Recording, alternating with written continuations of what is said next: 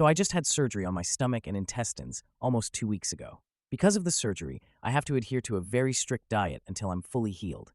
If I stray from the diet, it could cause severe complications and possibly lead to death. So for the first 2 weeks after surgery, I can only eat, drink, a full liquid diet. The most solid thing I can eat is pudding. I can't even have soup with any chunks of veg meat in it, even if they're soft. There's not a lot of variety to choose from, and I'm not having a good time at all. Plus, I'm still having pain from the procedure and some nausea, and I've had to go in for IV fluids and iron twice now. Prior to surgery, I meal prepped for myself and for the family, so I wouldn't have to worry about it after. I made meals for myself for every stage of the diet, and with specific macros ingredients to meet my needs and comply with my other health problems. For example, I have celiac disease, so everything has to be gluten-free. I also follow a low-sugar, low-carb diet, so everything had to comply with that as well. I also made meals for him and our son, meals specifically requested by him. I stocked up on snacks they liked and asked for. We also have a fairly strict budget right now, so I made everything from scratch to save some money. About a quart of everything I made is in the freezer attached to our fridge for convenience sake. The rest is in the deep freeze in the garage. So most of the meals in the house freezer are gone, so I went out to the garage to restock. All of the meals I'd made for myself are gone, just completely emptied out. I'm really upset because I have no energy right now to make more. Living off of liquids and having anemia will do that to a person. My diet is, hopefully, progressing to soft solids tomorrow, so I was really excited to be able to eat some of the food I'd made. I asked him about it, and he blamed it on our son first, which I know is BS because the kid hates all of my special food with a passion, lol. There's no way he'd be sneaking my food. So I questioned my husband again. He admitted to it, said he'd been taking my meals to work as his lunch because he was too tired to make his own lunch before work. He has always made his own lunch up until now. He also said he was bored with the lunches he makes, and my food provided variety. I am exhausted. This recovery period is kicking my butt. Before surgery, I ran a mile every day. Now, I barely have enough energy to walk up the stairs. I'm not supposed to lift more than 10 pounds. I'm not supposed to do anything more strenuous than walking. Even taking a shower is tiring right now. The anemia, dehydration, and lack of proper nutrition is making it worse. So when he admitted to taking my food, I just started crying. He hasn't been much help after surgery. My son, 11-yo, has been doing all the lifting for me and helping me with chores and cooking. When I started crying, he got disgusted and told me I was overreacting and being a baby. He refuses to make me new meals. He refuses to help me make new meals. He says it's been almost 2 weeks and I should be able to do stuff on my own. At this point, I'm seriously considering divorce. I mean, my son and I are already doing everything on our own already, and I know my kid won't eat my diet food. Am I overreacting? Also, I just found out he's raided my non-perishable food stores in the pantry. It was mostly sugar-free Jell-O and pudding, stuff I can eat on the liquid diet. Pretty much everything is gone, except for some sugar-free orange Jell-O. Now for a few important comments. One commenter thought it's possible he just threw them out and didn't eat them, suggesting he might have been taking multiple meals per day. Another commenter suggested it was malicious, saying he took the food to punish you for being sick and recommending divorce. Someone else said it would make them lose respect for him, calling him lazy. Another commenter suggested he hates you and wants to hurt you badly. Finally, one commenter asked if he has a large life insurance policy on you, suggesting he might be trying to harm you. Now for the 8-day update. Okay, obligatory OMG, this post-exploded comment. I didn't expect it to explode this much. I even saw an article written about it on People Magazine's website. So thanks for that, everyone. I'm just glad this is a throwaway account, and none of my friends/family are Redditors. I tried to read all of the comments, but there are so many, and frankly, I'm tired, so I'm sure I missed a bunch. I apologize for that. Anyway, so it's been approximately a week since my post, and I'll try to answer some questions and let everyone know what's going on. The food I had in the deep freeze in the garage was for the next stage of my diet, which is soft foods with a high protein content. Think egg salad, tender cooked chicken, vegetarian, chicken chili, soft seafood, etc. Definitely more tasty than the liquid diet I was on. So maybe that's why my husband ate them, I'm still not clear on why he did what he did. I have no idea if he ate them or threw them out as many of you suggested. I did ask him, and he danced around it and didn't provide any answers. I think maybe he did a combination of the two. I think he has some built-in resentment, as I've had health issues since before we married. He knew what he was getting into, and he married me anyway. I don't think he realized the toll it could have on him and our relationship, though. He's not a caretaker, just to clear things up. I'm not sick enough, except while recovering from surgery, to need someone to take care of me. I am very independent, and I do everything myself. I do most of the childcare, cleaning, errands, cooking, managing money and expenses. You get the idea. He does get upset because I'm not always able to do activities with him that he really enjoys, like hiking, fishing, frisbee golf, etc. Mostly things that involve being outside. I'm very sensitive to temperature, and heat makes me physically sick. I'm also supposed to avoid the sun as it gives me a rash and makes me nauseated. We do a lot of indoor activities like playing games, movies, museums, going to the gym, swimming indoors, etc. I also make an effort to spend time with him individually and as a family. Up until this surgery, we have had no issues, and I had no idea he would act this way. Maybe I missed some red flags, Aita. My husband has never been hurtful, nor has he ever done anything like this before. That's why I made the post. I was really confused because I had no idea where his attitude was coming from and thought maybe I did something. Like I stated above, I think he has some built-up resentment or something. He's always been understanding and respectful of my needs and my health, and has never shown that he may have any differing feelings. Our intimacy life is great. He's stated he's very satisfied in that aspect. He says he sees that I'm putting forth a lot of effort to spend time with him and make him a priority in my life, and he says he appreciates it. So unless he's feeding me a line of BS, this isn't the cause either. The surgery I had was the removal of benign tumors I had in my stomach and part of my intestine. They had to remove 3/4 of my stomach and part of my small intestine. They got all of the tumors and are optimistic they won't return. I'll have to be very aware of my nutrition for the rest of my life, as I will have malabsorption issues. The surgery was done laparoscopically, so it's not as painful and doesn't require as much recovery as an open procedure. Now for the update. After we fought and he refused to rectify the situation, I told him we needed time apart. He went to stay at his mom's house, as I don't have any friends or family nearby. For food, I made some scrambled eggs and hard-boiled some eggs to get me through dinner that night and breakfast in the morning. The next day, we talked on the phone for a couple of hours. He apologized profusely. He explained he was extremely stressed at his job and he was really worried about me and my health. I told him that is not an excuse for treating me like crap, nor does it seem like he was worried about me at all, since he did what he did. He agreed with me and apologized again. He agreed to go to individual and couples therapy, which is huge because he doesn't like or believe in therapy, as he's had bad experiences in the past. I also see my own therapist and have been for the last 15 years, to be clear. He also agreed to buy all of the groceries to replace all of the food he took, and he agreed to make my meals for me with a little guidance, as he's not great at cooking. I made it clear that if he does something like this again, there will be no more chances given, and I will file for divorce. He also apologized to our son for putting more responsibilities on his shoulders. My husband is now back to staying in our home. He has been doing all the things I'm not supposed to do, and he's working on remaking all of my meals. I've been teaching him how to cook easy meals for him and our kid so he can do so in the future. He's been nothing but polite, sweet, loving, and respectful. He's also been putting forth an effort to take on more responsibilities in the house, so I'm not forced to have to do everything. I am, however, worried that this is all just a temporary fix because he wants to avoid divorce.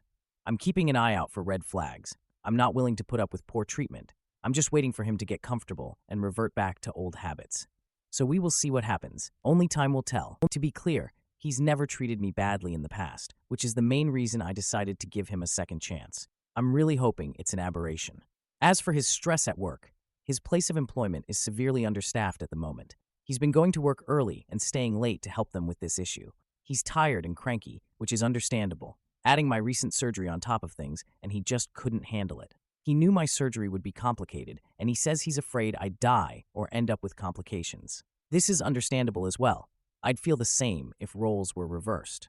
But he does agree that none of this gives him an excuse for his behavior, and he's agreed to work on it. He says he is very satisfied and happy with all other aspects of our life together, and he says he's really disappointed with himself for the way he acted. Again, we'll see how it works out. I'm taking everything he's saying with a grain of salt. That's it. I can't think of anything else to add. I'll post another update if anything changes. Thank you to everyone who was kind and expressed concern for my health and my situation. Now for a few important comments. A commenter said, "I was afraid you'd die, so I got rid of all the food you'd need to survive." That makes 0 sense. I'm glad you're keeping an eye out for red flags. It sounds like his mom probably, hopefully, told him how awful he was, and it helped him realize he was wrong.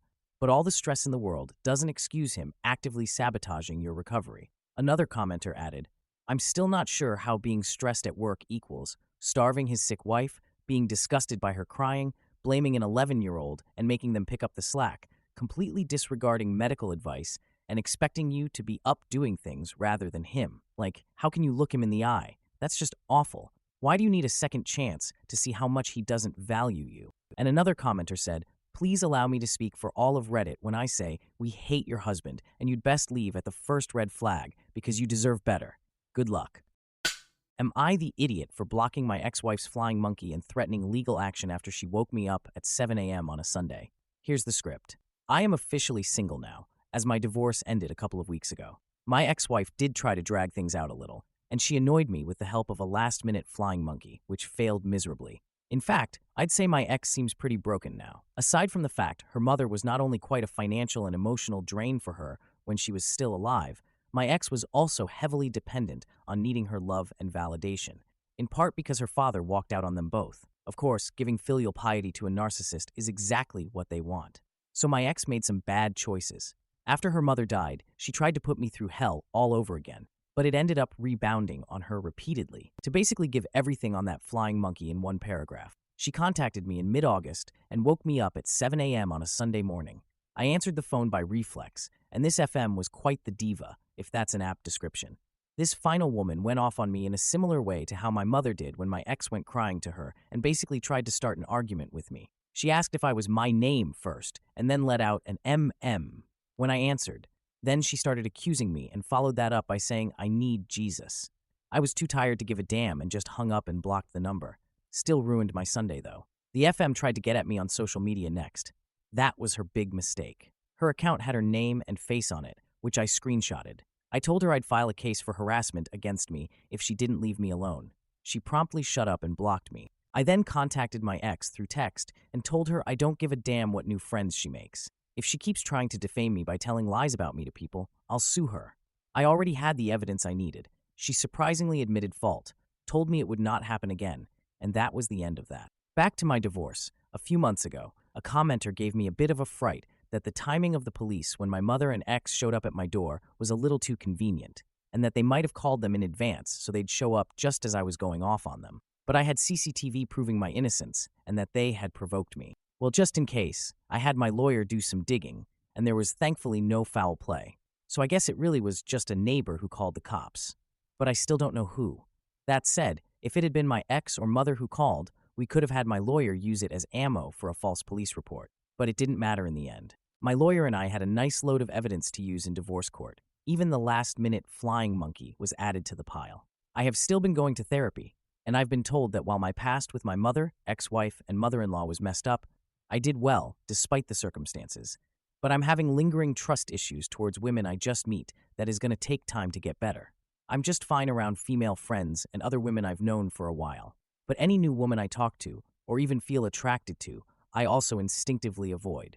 My therapist did agree with me that my swearing off marriage for the rest of my life is just fine, and that not everyone needs to conform to that. But deep inside, I'm just instinctively seeing any new woman as bad to avoid getting close. And I have been working on getting better about it. My ex eventually admitted surrender in divorce court and ended up transferring out at her job. She moved to another state, and I only saw her in person again at the final divorce hearing. She didn't hire a lawyer for the divorce like I did. Maybe she knew she was screwed already, or maybe she just couldn't afford it. Her finances weren't nearly as good as mine since she previously gave a lot of money to her mother. In fact, I found out in the divorce that her credit was not good. Not technically in the toilet, but she has debts to pay. I wasn't even aware of that went back to before we were married. I don't have specifics on those debts, other than they exist. But my ex admitted she was hoping for my help in paying them off. As in, she was hoping to make me pay them after turning me into her lapdog. But she and her mother poked at my biggest triggers, and I rebelled. And y'all can read my past posts to see what happened. But it's long and messy.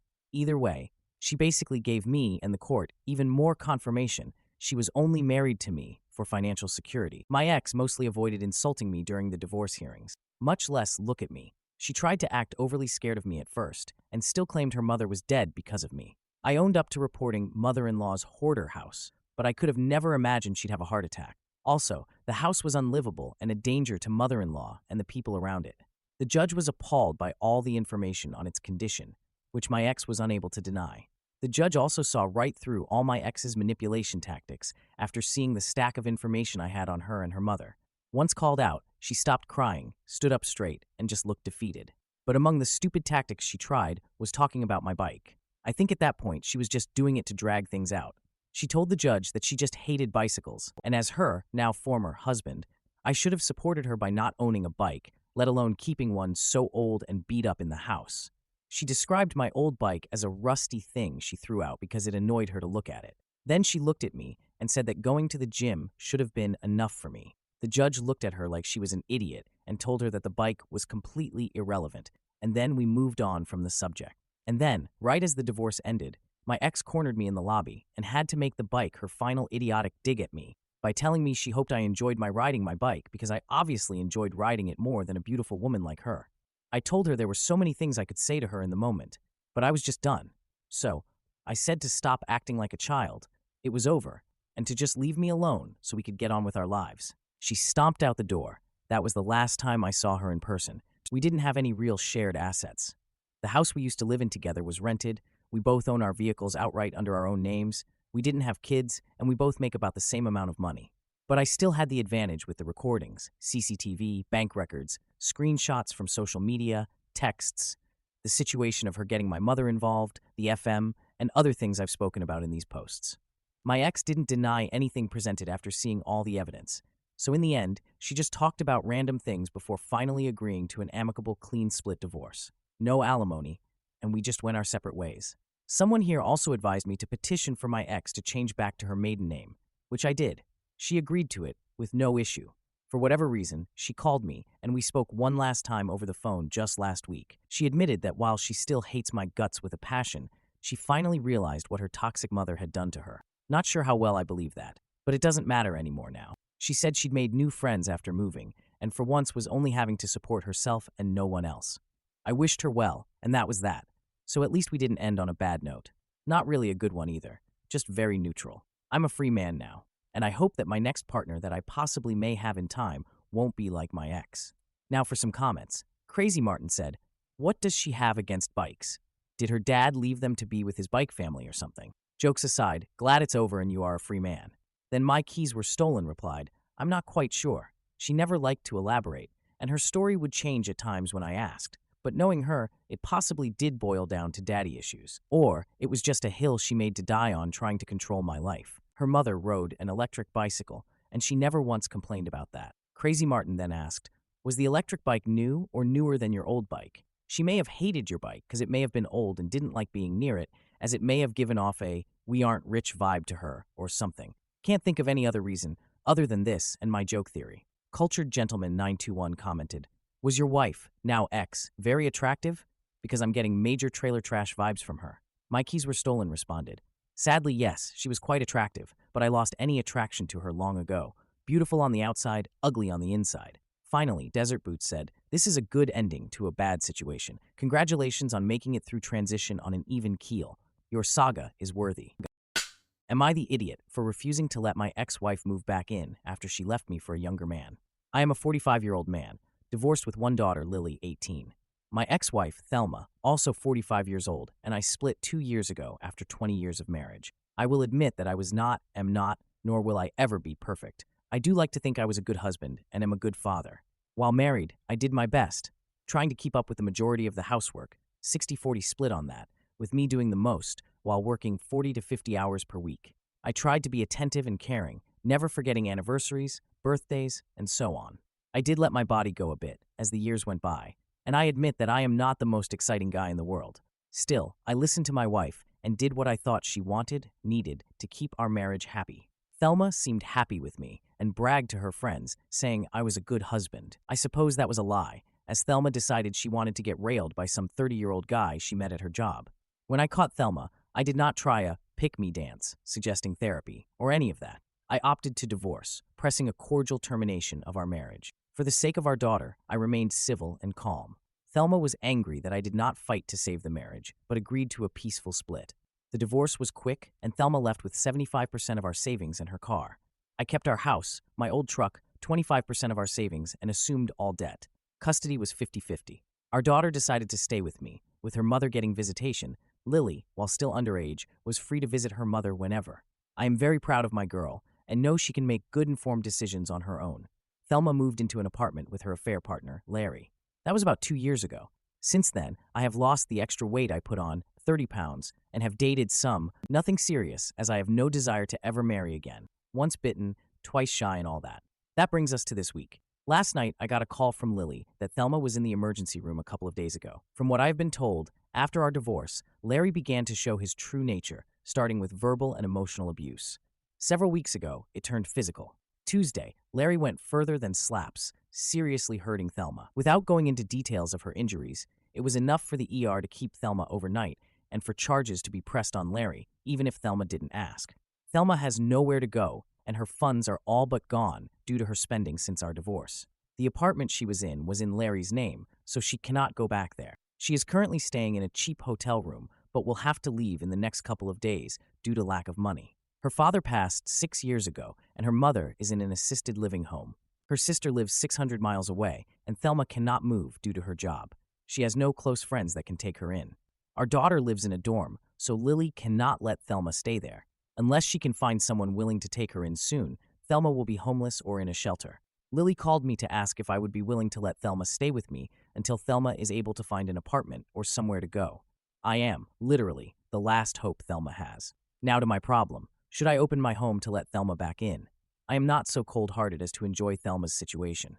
I am closer to apathy, to be honest. Part of me wants to simply shrug and say, not my monkey, not my circus. Still, I know how bad Lily would hurt to see her mother suffering and on the street. I have talked to friends and family, with answers ranging from, you have room, so move her in, to pay for her first month and deposit on an apartment, to screw her and her ugly tattoo. There was one friend of mine that said, move her in and make her pay with booty. But he is the fool friend we all ignore. I'm going to go ahead and try to head off what I'm guessing will be questions people may ask. Thelma may have cheated, but she is a good mother. Thelma is not a narc or evil person. She is a human that did something selfish and stupid. I have forgiven her, but have not forgotten. There is zero chance that I end up back with Thelma. That ship sailed, ran into an iceberg, burst into flames, and was then attacked by a mechanical megalodon before it sank. Thelma has wanted to escape Larry for a long time, but did not have a chance until he was arrested. He is currently sitting in lockup, unable to post bail. She is getting some sort of protective order. I have no idea if they still work together. Thanks to all for your replies so far. I will be meeting with Thelma soon as her shift ends. We are going to Waffle House, and this will be the first real conversation I have had with her in over a year. I kept contact to text only and focused on Lily until now. I am also working on an option that will keep her from being homeless, but keep her out of my house. One other point. Some comments have assumed negative characteristics of Thelma that are not true. I do not hate this woman. I do not care for her as I once did, but I do not hate her. She is an excellent mother, and aside from her affair, she was a good wife. Still, infidelity is not something I can have in my relationship, so I divorced her. My daughter understands and supports my decision to never rekindle my romance with Thelma.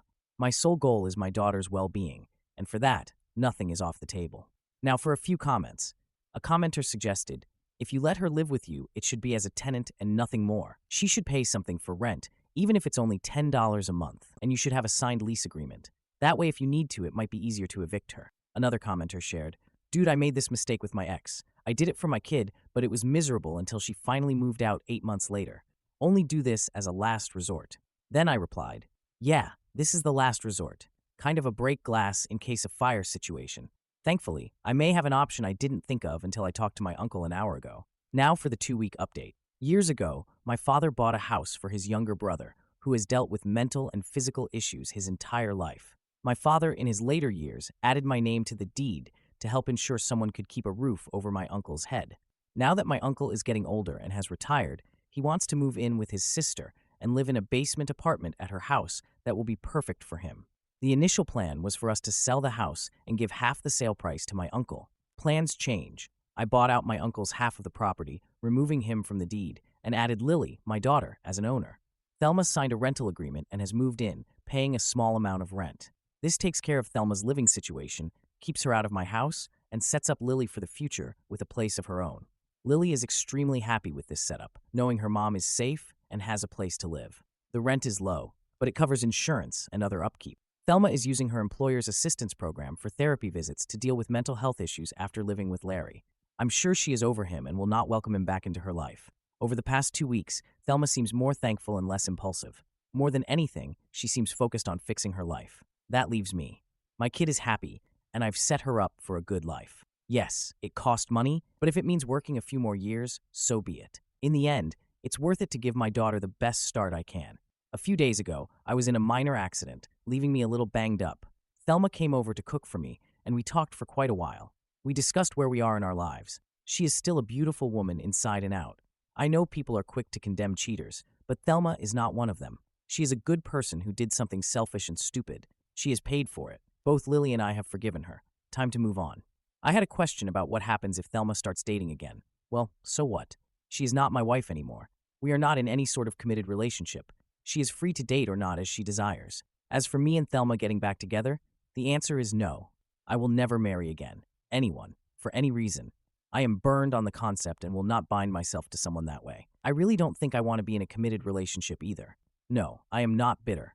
I'm happy for the friends and family that I have in marriages, but I cannot bring myself to get in that sort of situation again. At best, I may date casually or have a FWB situation should the opportunity arise.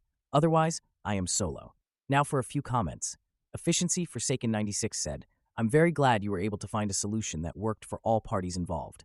Bleacher Blonde commented, you're a very good man. Very good. I'm glad everything worked out. You're a true good example for your daughter. The Silent Observer 76 added, you sound like a very fair, level-headed man. I'm glad you found a way to keep all parties safe, happy, and comfortable. Your daughter is blessed, and your ex is lucky, and probably kicking herself for her past choices.